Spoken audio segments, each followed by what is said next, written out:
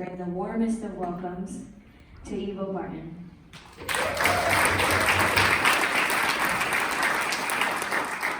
Mic is on. Okay, great. Hi. Thanks for allowing me to participate today.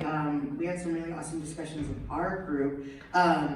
So, two awkward things is that it's always awkward for someone to read your bio while you're standing there because like, what if you suck? And then you just set up this whole terrible thing. Okay, but, and then the other thing, the biggest challenge of being an artist is always being the thing right before lunch. So, if you could just have some sympathy for me with that, that would be so wonderful.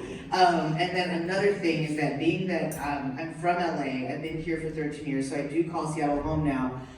But I still have some things that I will never be uninstalled from me. So when I'm doing poetry, there needs to also be noise happening, or otherwise I think something's about to go down. Like silence always makes me believe something's about to happen that's not good, okay? So if you feel something while I'm reading this poem, you can snap if you're able, you can clap if you're able, you can stomp your feet if you're able, you can say words at me. I think the kids are saying go off. It's something that's off. Yeah, go off. Like go off. Yeah. Oh, go on. Now it's off. Oh, okay. A little history lesson, everyone.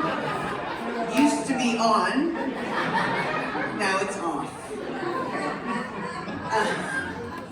Love it. I love it. But I'm going to read you a new poem, if that's all right with y'all. Does that feel okay to y'all? Great. Oh, thank you. I'm so flattered by that. Yeah, so like, oh, I'm not allowed to curse here, am I? Oh, I can. I belong here. Yes. And on, as a matter of fact. Okay.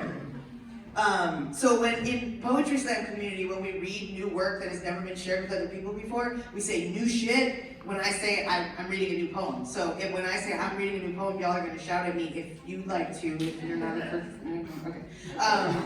I'm going to say I'm going to read a new poem, and then y'all are going to shout at me, new shit, all right, ready? I'm going to read a new poem. New shit. My religious aunt recalls a family tragedy in a car ride. The story spills out of her mouth like a communion wine. We had just come from dinner, so it felt appropriate to drink her every word. Her expensive name-brand purse her pulpit. She ends her sermon by saying, it shows you the power of the hand of God. My family members moved out of their minivan bench. My uncle nods from the front seat. Even Santo Nino bobbles in approval from the dashboard, the rearview rosary swaying like a desperation prayer. My universe stone and sage burning queer moody self wants to sigh holy breath.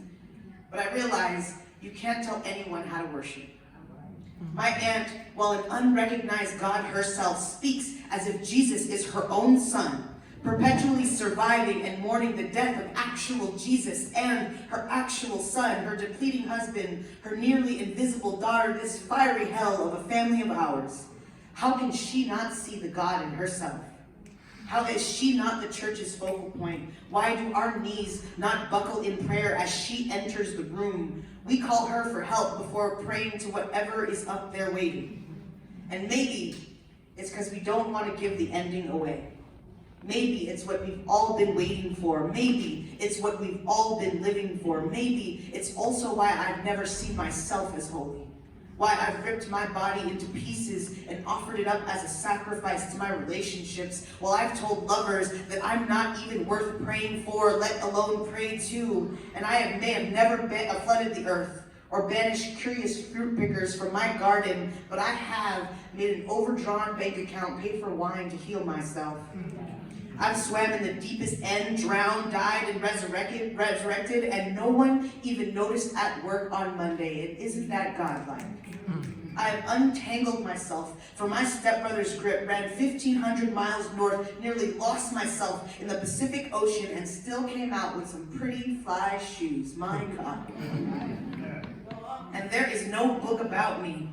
No commandments I list to get into my arms, no cross, no stained glass summaries of the tragedies of my life, dear God. And by God, I mean you. I mean my Tita Tessie. I mean the Safeway cashier. I mean nightlife dancer. I mean program coordinator, program manager, dear me. I mean me. Look how far you've come in creation. The power of your hand, your breath, is the prayer and the response. Thank you very much.